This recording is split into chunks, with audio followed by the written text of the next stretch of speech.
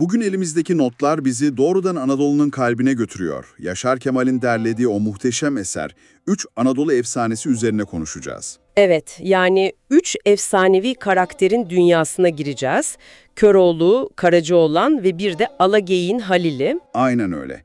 Biri adalet için isyan ediyor, diğeri sazıyla dünyayı dize getiriyor. Diğeri de kendi tutkusunun kurbanı oluyor. Üçü de aslında Anadolu ruhunun farklı bir yüzü gibi. Harika bir özet. O zaman istersen ilkiyle yani o meşhur "Benden selam olsun Bolu Bey'ine" diyen isyankarla başlayalım, Köroğlu. Başlayalım. Köroğlu denince akla hemen o isyan, kahramanlık geliyor ama hikaye aslında çok daha trajik bir yerden başlıyor değil mi babasıyla? Evet, Koca Yusuf'la. Atların dilinden anlayan o büyük seyisle. Bolu Bey'i ondan padişaha hediye edilecek kusursuz atlar istiyor. Koca Yusuf'sa gidip 3 tane cılız sıska tay getiriyor. Aslında kimsenin yüzüne bakmadığı ama denizden gelen sihirli bir aygırın soyundan geldiği söylenen taylar onlar. Bir potansiyel görüyor orada.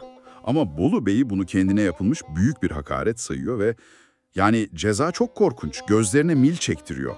İşte bütün o büyük destan tam da o korkunç trajediyle başlıyor aslında. Ve o değersiz görülen taylardan biri, Geleceğin kıratı. aynen, Koca Yusuf'un o tayı zifiri karanlık bir ahırda herkesten saklayarak büyütmesi çok sembolik değil mi? Kesinlikle.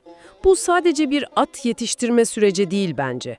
Adeta zayıf görünen bir şeyin içindeki o olağanüstü potansiyeli doğru koşullarda nasıl ortaya çıkarabileceğimizin bir metaforu. Yani bu sadece bir at eğitimi değil, aynı zamanda Ruşen Ali'nin, yani gelecekteki Köroğlu'nun kendi potansiyelini ortaya çıkarma sürecinin bir yansıması mı? Tam olarak o. İkisi paralel ilerliyor. Atın eğitimi, Ruşen Ali'nin eğitimi oluyor bir nevi. Zifiri karanlıkta beslenmesi, Evet. atın gözlerinin değil, hislerinin ve gücünün gelişmesini sağlıyor.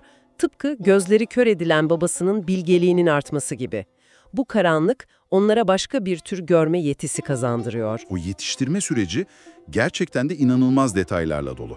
Notlardaki o çamur testi mesela. Evet, o çok etkileyici. Atı insan boyu çamurla dolu bir tarladan geçiriyorlar. İlk denemede tırnağına çamur bulaşınca babası daha olmamış diyor. 40 gün daha besliyorlar. Tabii. Aynen ikinci denemede tırnağında sadece bir damla çamur kalıyor. Yine olmamış diyor. Bir 40 gün daha. Üçüncü de kırat o çamurdan geçtiğinde tırnağına tek bir zerre bile bulaşmıyor. Yağ küleğine batmış gibi parlıyor değil mi? Artık at hazır. At hazır ama ya Ruşen Ali? Onun da bir dönüşüm geçirmesi gerekiyor tabii ki.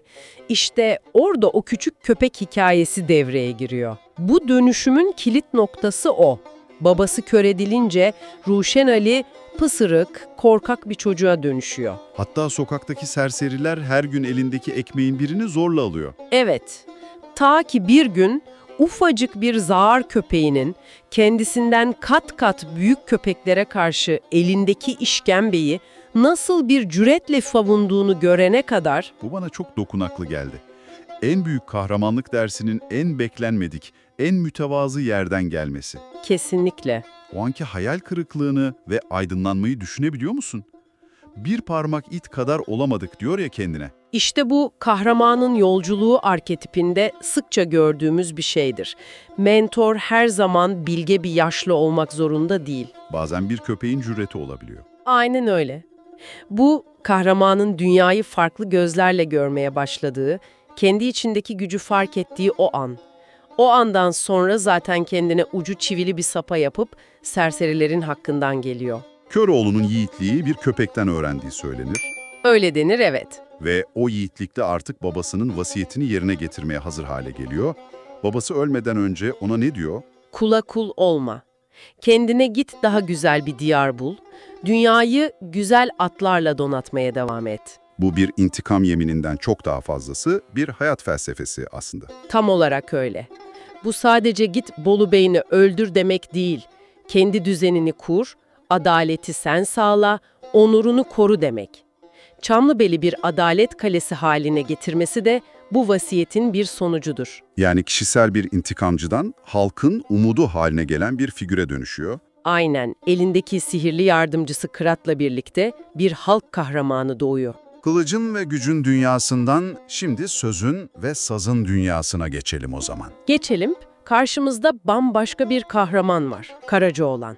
Onun hikayesinde beni en çok etkileyen anlardan biri o meşhur deve hikayesi.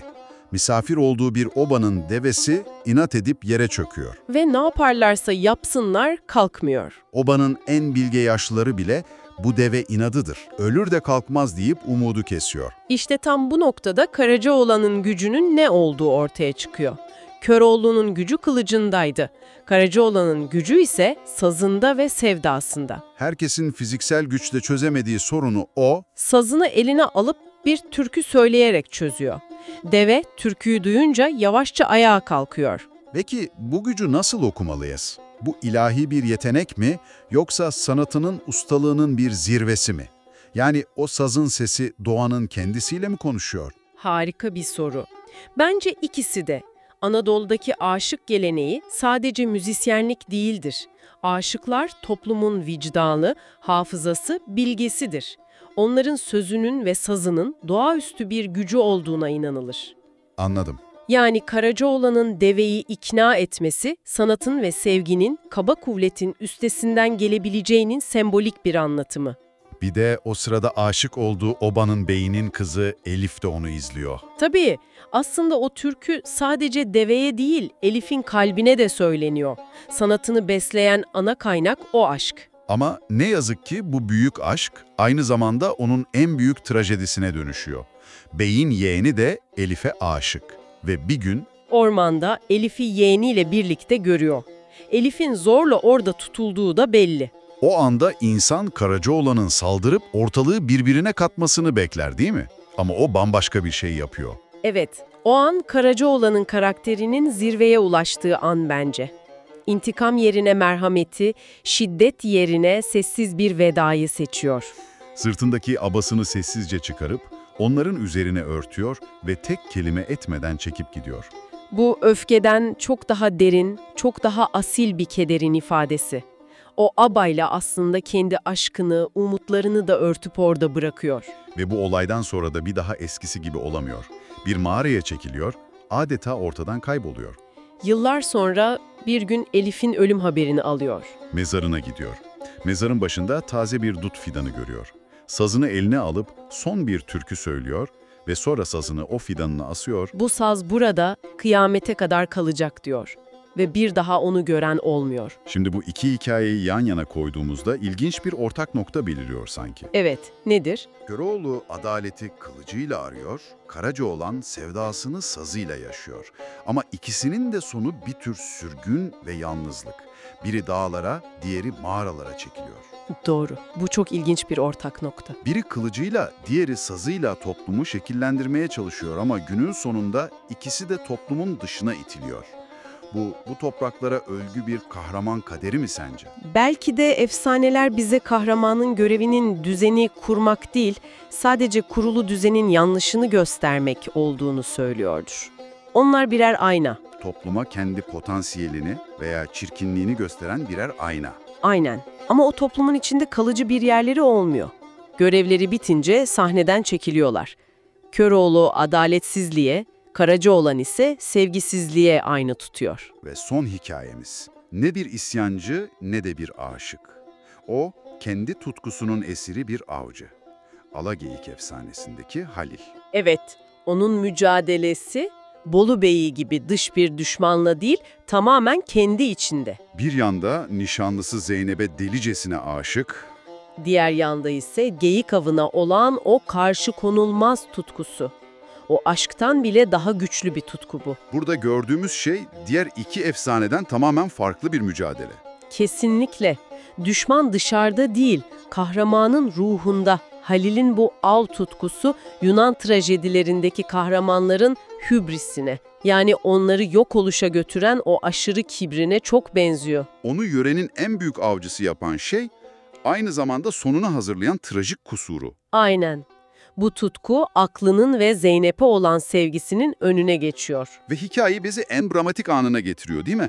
Tam düğün gecesi. Evet, tam gerdek odasında Zeynep'le birliktelerken dışarıdan geyik sesleri duyuyor. Bu sesler aslında düşmanı Karaca Ali'nin kurduğu bir tuzak. Zeynep ona yalvarıyor, gitme, bu bir tuzak diyor. Ama Halil'in gözü hiçbir şey görmüyor. O sese karşı koyamıyor.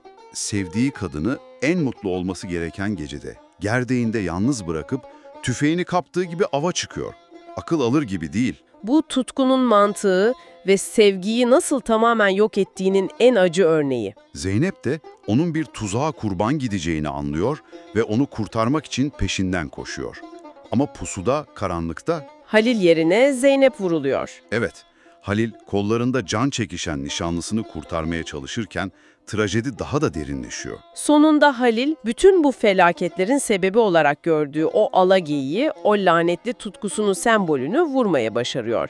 Ama hikaye burada bitmiyor. Geyik ölürken son bir hamleyle boynuzlarını Halil'e geçiriyor. Ve onu da kendisiyle birlikte uçurumdan aşağı sürüklüyor. Onların uçurumdan düştüğünü gören Zeynep de bir an bile düşünmeden kendini aynı boşluğa bırakıyor. Üçü de Halil, Zeynep ve Alageyik. Yani avcı, sevgili ve tutku aynı yerde can veriyor. Sanki birbirinden ayrılamaz bir bütün gibi. Ve efsane bu korkunç sonu inanılmaz güzel ve şiirsel bir imgeyle noktalıyor. Evet, o çiçek metaforu. Anlatıya göre her yıl aynı gün mezarlarının üstünde 2 çiçek bitermiş. Biri Zeynep gibi kırmızı, diğeri Halil gibi mavi. Ve tam gün doğarken, çiçekler birbirine kavuşacakken bir alageyik belirir ve o çiçekleri yermiş. Aşkın, tutkunun ve trajedinin bu döngüsü doğanın içinde sonsuza dek devam edermiş gibi. Peki tüm bunları yan yana koyunca ne görüyoruz? Bu 3 farklı kahraman, Köroğlu, Karacaoğlan ve Halil bize Anadolu'nun ruhu hakkında ne söylüyor? Bu üç efsane aslında Anadolu insanın karakterindeki farklı arketipleri, farklı damarları temsil ediyor.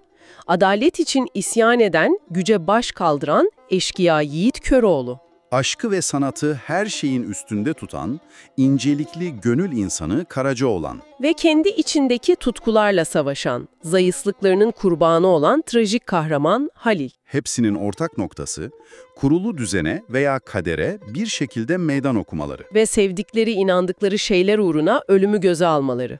Bu hikayeler adalet, aşık, sadakat ve tutku gibi evrensel temaların bu topraklarda ne kadar derin ve trajik köklere sahip olduğunu gösteriyor. Bu efsaneler yüzlerce yıl öncesine ait olabilir.